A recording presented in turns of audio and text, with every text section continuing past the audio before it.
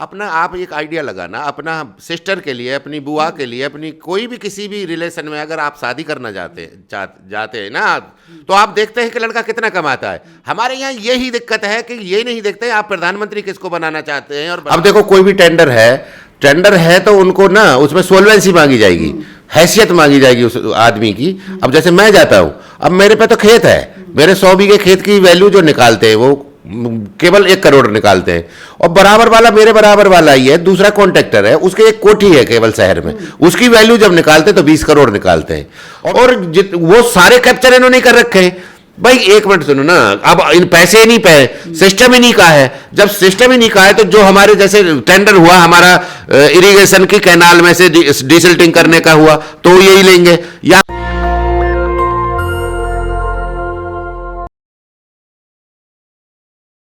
कल देश की राजधानी दिल्ली के रामलीला मैदान में बहुजनों का संसद लगने जा रहा है। माना जा रहा है कि अब तक का बहुजनों का सबसे बड़ा मंच है और बहुजन समाज के नेता यहां पर एकजुट होंगे और सरकार के खिलाफ हमला बोलेंगे, क्योंकि जिस तरीके से सरकार लगातार आरक्षण को खत्म कर रही है, किसान जो हैं उनको उनका हक नहीं मिल पा रहा है, लोग परेशान हैं, युवा सड़कों पर है, बेरोजगार नौकरी की मांग कर रहे हैं, लेकिन सरकार नौकरी के नाम पर उनके ऊपर लाठियां बरसाती हैं और बहुजनों के हकों पर लगातार दिन दहाड़े डाका डाला जा रहा है। मैं उन्हीं सब मुद्दों पर बातचीत करूंगा। मेरे साथ अभी किसान नेता धर्मवीर चौधरी जी हैं। सर, कैसे देखते हैं कल ये बहुत बड़ा मंच लगने जा रहा बहुजन समाज का?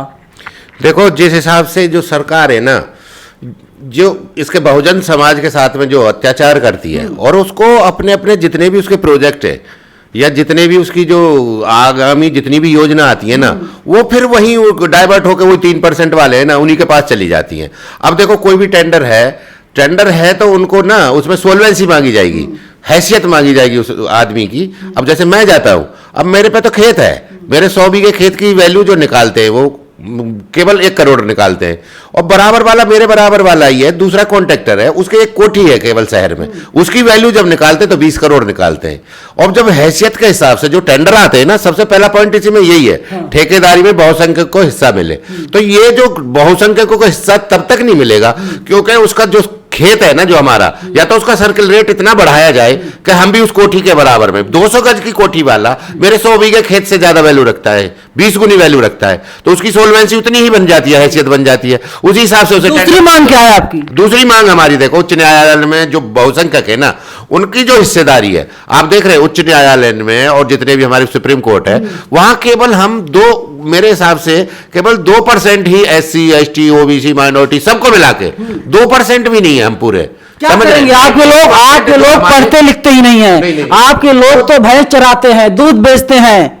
ऐसी कोई बात नहीं है। आप देख रहे हैं ना, हमारा जो भी है, आप IAS PCS जो भी हमारी सिविल परीक्षा हो रही है, जो भी है रही है, तो उनमें आप देख रहे होंगे ज्यादातर जो बच्चे निकल रहे हैं बड़े पिछड़े, मैं जाति से आता हूं, मेरा कोई भी साल नहीं जा रहा है जिसमें हम 50-60 के लगभग क्वालिफाई ना कर रहे हो, IAS IPS ना बन रहे हो। तो इसका मतलब ये नहीं है। और भैंस सबसे ज्यादा तो हम ही चराते हैं, नहीं समझ रहे? तो ऐसा इसका कोई अर्थ नहीं है कि हम में माइंड नहीं है, अब माइंड ही हमारे पास है, नहीं समझ रहे। लेकिन दिक्कत ये हो रही है कि उन पर साधन प्रसाधन संसाधन ना सारे उन्होंने कैप्चर कर रखे हैं और उन्हीं का वो है। अब जब हमारा जज ही नहीं होगा तो हमारे फेवर की बात कौन करेगा?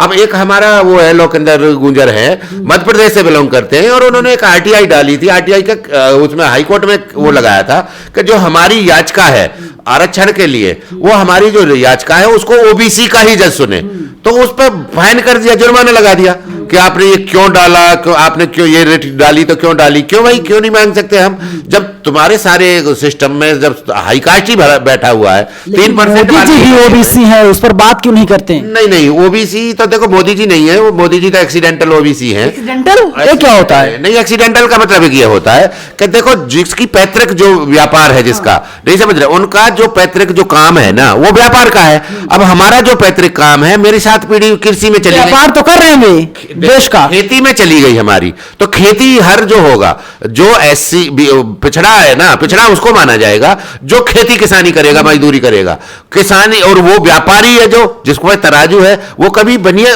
अच्छा उनके पीछे घोंची बनिया लगा हुआ है, बनिया का भी अगर बनिया को भी वही कर लिया आपने, ओबीसी में ही शामिल कर लिया, तो फिर तो हाई कास्ट एक भी नहीं बचेगा, फिर हाई कास्ट है ही नहीं भारत में। इसका मतलब जब उसको भी कंसीडर तुमने उसी में कर लिया, ये नहीं है, वो एक्सीडेंटल है। चलिए अगली मांग क्या है, तीसरी मांग क्या है? एक जो हमारे प्राकृतिक संसाधन है, जो हमारी नदी है, पहाड़ हैं, जो हमारे जितने भी सोर्स हैं गवर्नमेंट के, और वो सारे कैप्चर इन्होंने कर रखे हैं।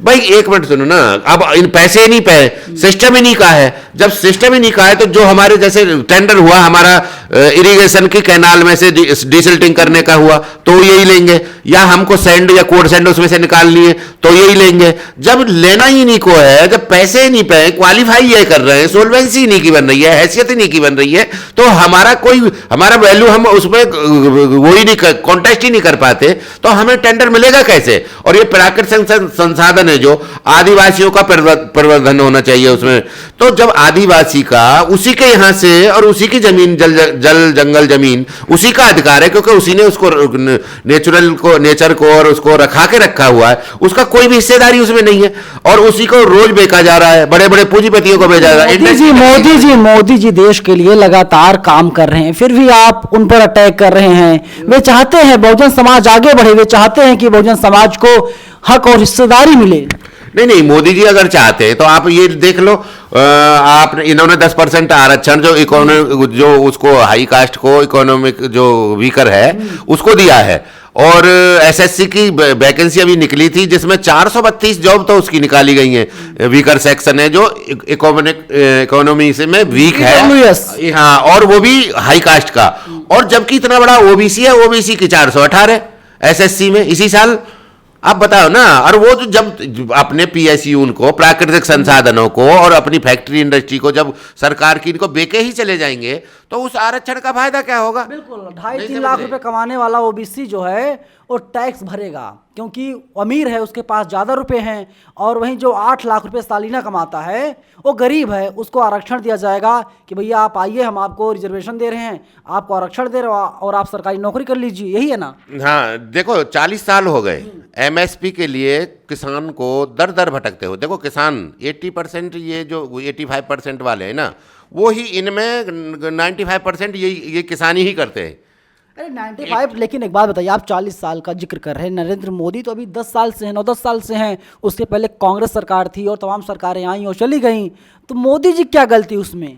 नहीं, देखो एक्चुअल में है क्या कि हमको अपना, आप एक आइडिया लगाना, अपना सिस्टर के लिए, अपनी बुआ के लिए, अपनी कोई भी किसी भी रिलेशन में अगर आप शादी करना जाते हैं ना, तो आप देखते हैं कि लड़का कितना कमाता है। हमारे यहाँ यही दिक्कत है कि ये नहीं देखते आप प्रधानमंत्री किसको बनाना चाहते हैं और बनाने जा रहे हैं। वो जितना ठलुआ आदमी है, जिसने कुछ एक पैसा अपने लिए ने कमा के दिया ना, अपने किसी उसको दिया, और उसी को प्रधानमंत्री आप बना रहे हो, उसी को मुख्यमंत्री बना रहे हो। अरे आप ये तो पूछो भाई, तूने कितना टैक्स इस भारत को दिया, तू आप मुख्यमंत्री बनना चाहते हो? कौन सा व्यक्ति इस समय योग्य है, क्योंकि 24 में पूरे देश में आम चुनाव होना ही है।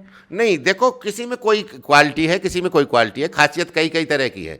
देखो एक त्याग और बलिदान से तो देखो राहुल गांधी है, नहीं समझ रहे, कर्मठ है, ईमानदार है, लेकिन जब आएगी बात रेवेन्यू जनरेट की, जब बात आएगी जॉब क्रिएशन की, जब बात आएगी हिस्सा देने की, जब एमएसपी की बात आएगी, तो वो वहां फेल हो जाएंगे। राहुल गांधी भी फेल। लेकिन तमाम लोग, आने वाला समय ऐसा तमाम लोग साफ तौर पे कह रहे हैं कि राहुल गांधी को अभी चोरी करने का मौका नहीं मिला है, यानी अभी उनके पास कोई पद नहीं है। जब चोरी करने का मौका मिलेगा राहुल गांधी भी ऐसे हो जाएंगे। ऐसी कोई बात नहीं है यार, वो तो दूसरी बात है, नहीं समझ रहे। वो कहना और ये कहना कि जो चोर हो जाएंगे, ये हो जाएंगे, वो एक अर्थ अलग है। देखो वो चोर कभी नहीं होगा, ना वो चोरी कर सकता, बिल्कुल जेन्युइन आदमी है, हम ये नहीं कह रहे, लेकिन इसमें जेन्युइन आदमी, इसमें पढ़ा लिखा भी बेकार है, इसमें अनपढ़ भी बेकार है। और क्या क्या मांगे आपकी? अनपढ़ पढ़ा लिखा कैसे बेकार होता है यहाँ इसमें आने में, जब जॉब क्रिएशन का इसका मतलब आता है रेवेन्यू जनरेट का, पढ़ा लिखा कैसे कामयाब नहीं होता? कि अगर मैथ के टीचर को आप इंग्लिश की कॉपी दे दोगे तो वो क्या जांचेगा उसमें? बिल्कुल बताओ ना। अगर आप वेटनरी डॉक्टर से और इंसान का इलाज करवाओगे, क्या इलाज तो करेगा? वो क्या इलाज करेगा? और क्या क्या मरेगा ही मरेगा। और क्या क्या मांगे आप? देश को, इस देश को और क्या क्या मांगे आपकी? देश को ट्रैक पे ले जाना है। तो पढ़ा लिखा एक्सपीरियंस्ड और अनुभवी आदमी, और वो ले जा सकता है जो इनसे इसी में जन्मा है, समझ रहे हैं, और इसी में बड़ा हुआ। मैं सिविल इंजीनियर हूँ, देखो। आप साफ तौर पे कह रहे हैं कि नरेंद्र मोदी जो है योग्य नहीं है। नहीं, वो उस लायक है ही नहीं यार। उनकी क्वालिफिकेशन नहीं है, कोई एजुकेशन नहीं है, कोई एक्सपीरियंस नहीं है, कोई भी तो चीज़ हो, एक चीज़ बता दो, कोई भी हो। चलिए, चौधरी साहब का साफ तौर कहना है कि नरेंद्र मोदी जो है कि प्रधानमंत्री के योग्य नहीं है। हालांकि देश ने उन्हें प्रधानमंत्री बना दिया और वे एक्सीडेंटल प्रधानमंत्री हैं, ना कि प्राइम मिनिस्टर की जो पोस्ट होती है, जो काम करना चाहिए प्रधानमंत्री को, काम नरेंद्र मोदी फिलहाल इस वक्त नहीं कर पा रहे हैं। और 2024 में सरकार बदल जाएगी। हाँ, सरकार को देखो चेंज होना पड़ेगा हर हाल में। सरकार को चेंज होना पड़ेगा। आपको क्या लगता है कि कौन सा व्यक्ति योग्य है? आप लोग कमेंट बॉक्स में हमें जरूर बताइएगा। नेशनल दस्तक की आपसे गुजारिश है कि अगर इसको बचाना चाहते हैं तो नेशनल दस्तक को सब्सक्राइब करने के लिए रेड कलर के सब्सक्राइब बटन को दबाएं, फिर बेल आइकन की घंटी दबाएं। नेशनल दस्तक को बचाने के लिए बहुत जरूरी है कि हर खबर को शेयर करें, लाइक करें, कमेंट जरूर करें।